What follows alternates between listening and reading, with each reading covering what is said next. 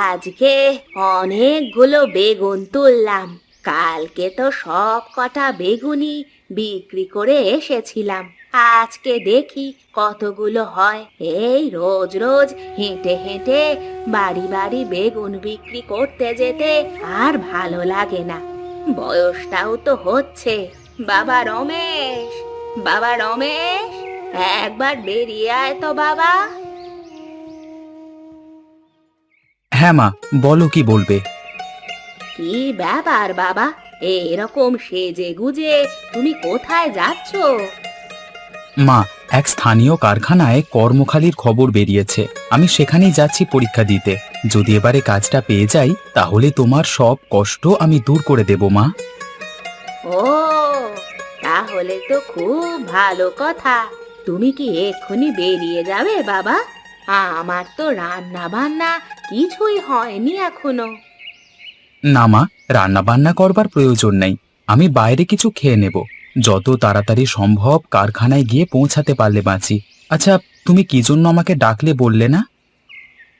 না না বাবা, ও কিছু না। আমি বলছিলাম কি, আমার ব্যাগটা যদি তুমি বাজার পর্যন্ত একটু পৌঁছে দিয়ে আসতে। সে সময় তো তোমার হবে না। তোমার পরীক্ষাটা আগে দিতে যাওয়া উচিত। সেরকম কোনো ব্যাপার নয়। চলো না, তোমার ব্যাগটা বাজারে পৌঁছে দিয়েই তারপর না হয়। না বাবা, তুমি খুব ভালো করে মন দিয়ে পরীক্ষাটা দিও, কেমন? আচ্ছা মা, তাহলে আমি আসি কেমন। আচ্ছা বাবা, এসো।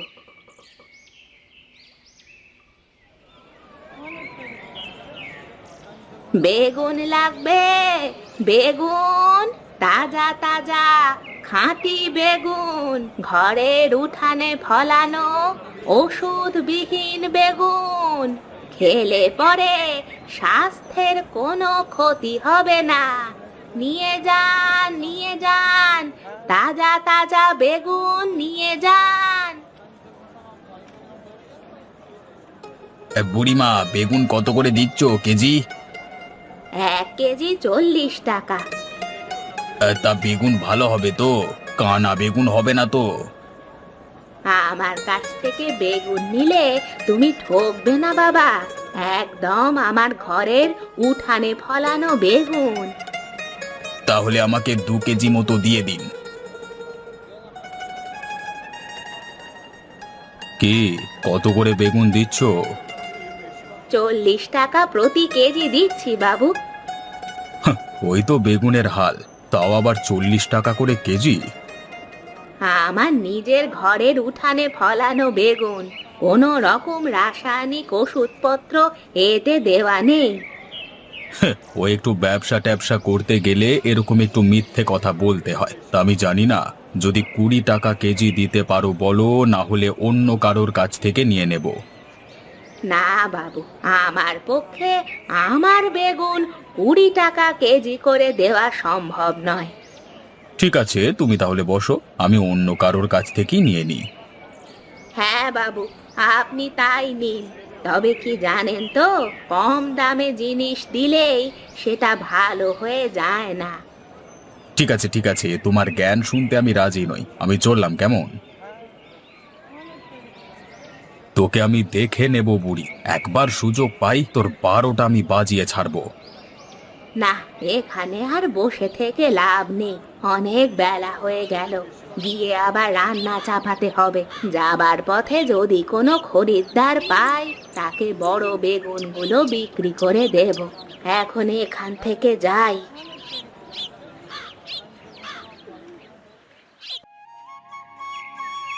ও বুড়িমা, একবার দাঁড়াও গো বাপু। বুড়িমা, একবার দাঁড়াও।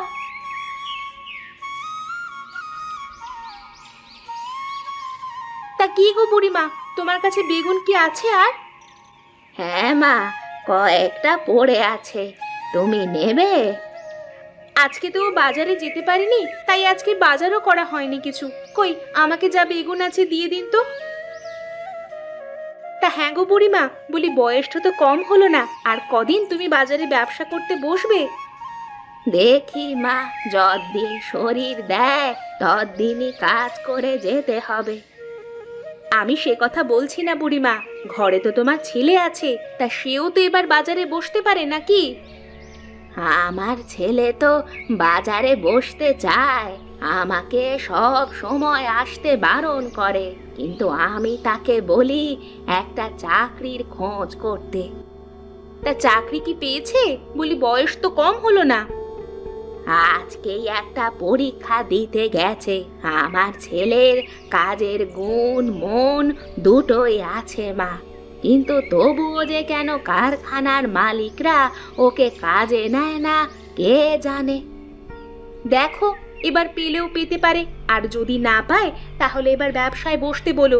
তোমার এই বুড়ি বয়সে খাটাখাটনি আমাদের দেখতে ভালো লাগে না, বুঝলে?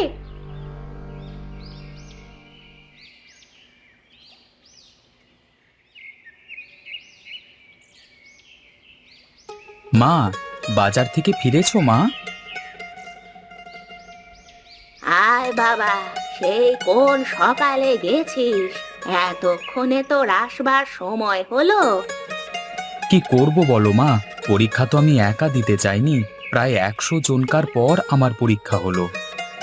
তা বাবা, সকাল থেকে কিছু পেটে পড়েনি, তুই হাত মুখ ধুয়ে আয়, আমার ভাত আর বেগুন ভাজা প্রস্তুত, গরম গরম খেয়ে নিবি, আয় বাবা।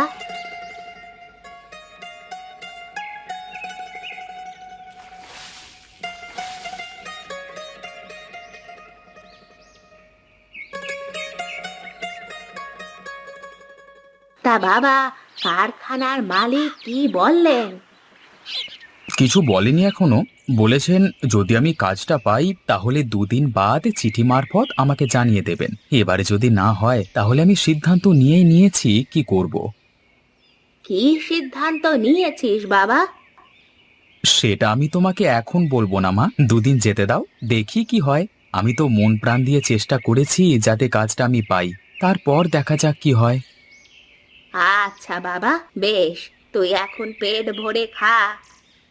খাচ্ছি মা, তবে একটা কথা তোমাকে বলে রাখি, তুমি এই বেগুন ভাজাটা না খুব সুন্দর করো, যার কোনো তুলনা হয় না।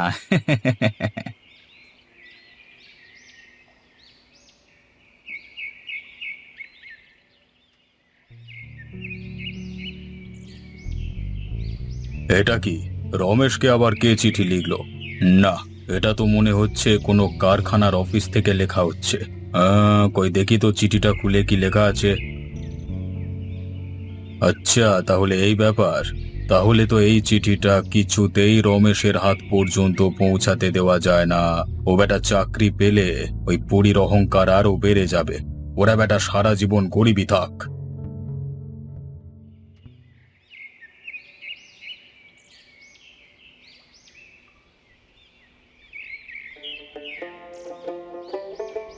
মা মা, জলদি বেরিয়ে এসে দেখে যাও কি নিয়ে এসেছি, দেখে যাও। কি ব্যাপার বাবা, তুই এই সাত সকালে ভ্যান কোথা থেকে নিয়ে এলি? মা, তোমাকে আমি 2 দিন আগে কি বলেছিলাম মনে আছে? না বাবা, আমার তো কিছু মনে পড়ছে না, তুই কি বলেছিলিস? আমি বলেছিলাম 2 দিন বাদে যদি কাজের কোনো চিঠি না আসে তাহলে আমি অন্য একটা পরিকল্পনা করেছি। আজকে থেকে সেই পরিকল্পনা অনুযায়ী আমি কাজ শুরু করব। কিন্তু তোর পরিকল্পনাটা যে কি সেটাই তো বললি না।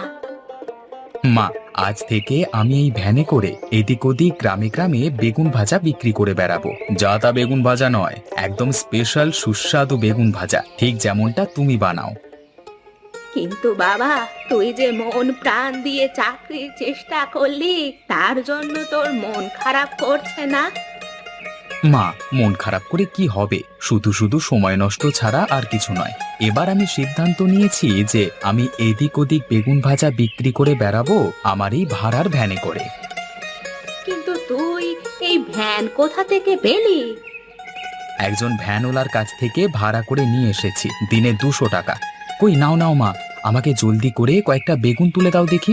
আমি কড়াই উনুন ভ্যানে চাপিয়ে বেরিয়ে পড়ি গরম গরম বেগুন ভাজা খাওয়াতে।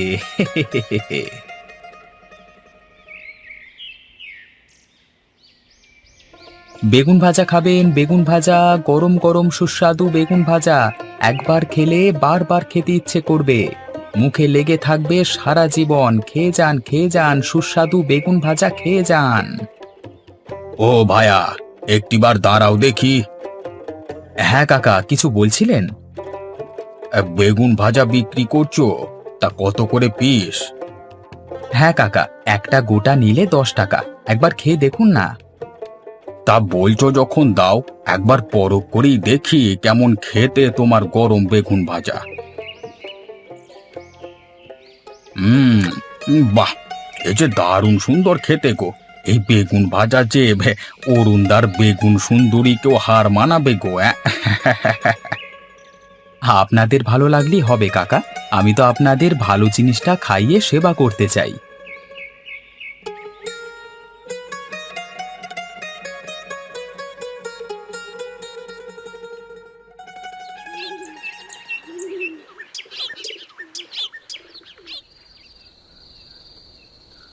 সেই কখন বেরিয়েছিস বাবা? এতক্ষণে তোর আসবার সময় হলো? আরে মা মা মা, তোমাকে কি বলবো, আজকে আমার বেগুন ভাজা সমস্ত লোকে পছন্দ করেছে। তুমি কল্পনাও করতে পারবে না, আমি শুধুমাত্র আজকেই বেগুন ভাজা বিক্রি করে ভ্যান ভাড়া মিটিয়ে দিয়েও 1000 টাকা লাভ করেছি।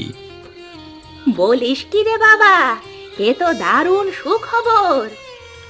হ্যাঁ মা, এখন ভেতরে চলো, খুব ক্লান্ত হয়ে গেছি আজকে, কালকে আবার বেগুন নিয়ে বেরুতে হবে।